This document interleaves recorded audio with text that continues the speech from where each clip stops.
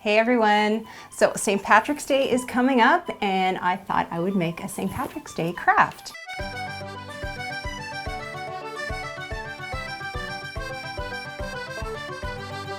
I didn't want to do like the 4-leaf clover or shamrock kind of thing, so I thought I'd go a little more authentic and do some Celtic knotwork. I have this wooden frame and I've had this kicking around my house for years wanting to do something with it. I went online and I found this design. I picked just a simple knot and a little medallion there in the corner and I printed it out. So I ended up cutting it out, and what I'm going to do is put one of these medallions in each corner and then put the knotwork. Actually, I'm going to put it on this side here. The other one is going to go here. And then I'm thinking I might do a couple of Celtic words here at the top and bottom. And then I am a huge fan of transfer paper. For people like me who can't draw, this is a lifesaver. It's just like carbon paper, and you put it underneath your artwork and then just trace out your design. Today I'm not going to paint. I'm actually going to use a new tool today. I've never used one before, but this is a wood burning tool. So what I'm going to do is cut out my transfer paper. It does not have to be perfect, but I just want to do it this way so I can really see where I'm placing my artwork. Okay, so this is where I am so far. And you know what? I don't really have to cut out more pieces. I can just keep using this and just lift off the tape and replace it when I'm ready. So I'm gonna start drawing out my design now. I live next door or across the street from Dave and Rebecca, and our neighbor, they built the most amazing Irish pub in their basement. They have amazing Christmas parties and of course, St. Patrick's Day parties. And I was thinking if this turns out, I would love to gift this to them. There's nothing, honestly, there's like a few simple pleasures in life, and for those Guinness drinkers out there, the first sip of a pint of Guinness, that's like one of the best simple pleasures in life. So I am just about done here, and I'm ready to take off the stencil and the transfer paper. See how it looks? Here we go. Don't be concerned at this point if it looks like a child did it, because it does. All these lines are gonna get covered up. And then when we put the ArtResin on, it is gonna look gorgeous, because ArtResin and wood is a match made in heaven. Done for the day. Now it's time for a pint.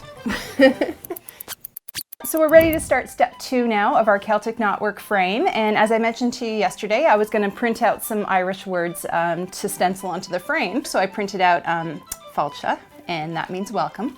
And then I also printed out sláinte, which means cheers. So I thought that would be appropriate for our neighbor's pub. Printed it, cut out my transfer paper, and we'll just tape it on so I can stencil it. I started out with a black pen, and that made it really difficult to see where I'd already traced, so I traded for a red pen. So we're just gonna trace out our letters here. Funny, all the words I remember from my Celtic language course, my Gaelic course, are all like have to do with drinking.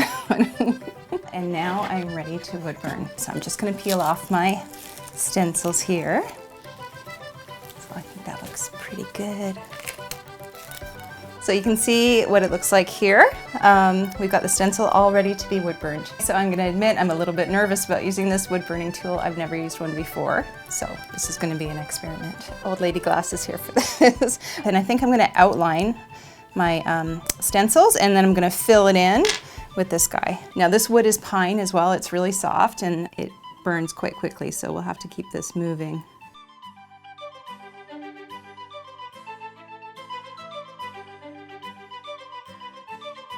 So I am done with this tip here, outlining it. So I'm gonna let this cool down and then I'm gonna fill it in. It's gonna look so gorgeous, I'm excited.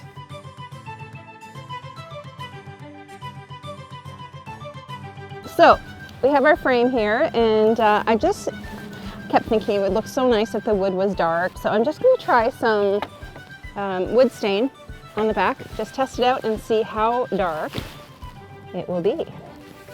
Oh, that looks so nice. I think I like that better. Okay, decision made. I'm gonna stain it. Oh yeah, look at that. Oh wow, good call.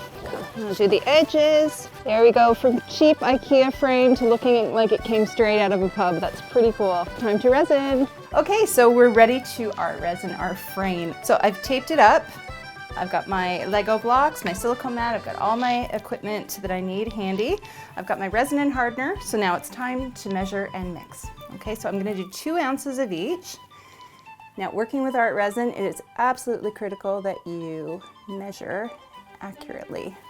The other key step here is mixing thoroughly, 3 minutes.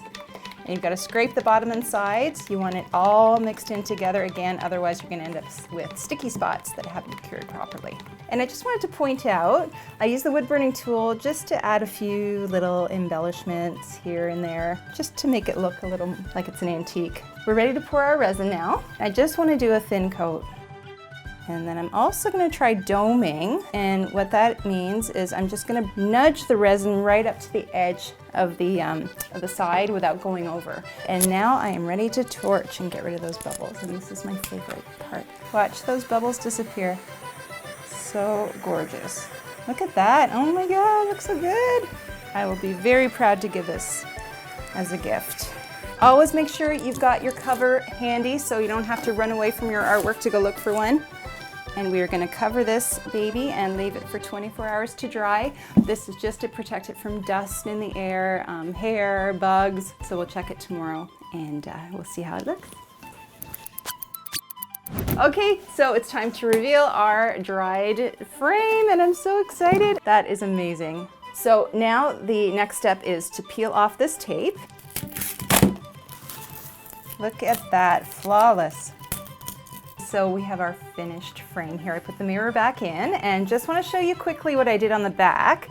Because we're going for an antique look, I painted some craft paper with some dark brown and black paint mixed together and just glued it on and cut it with an X-Acto knife. And I chose to use hemp twine instead of wire just to kind of give it stay on theme with like the antique look. And I couldn't be more pleased with it.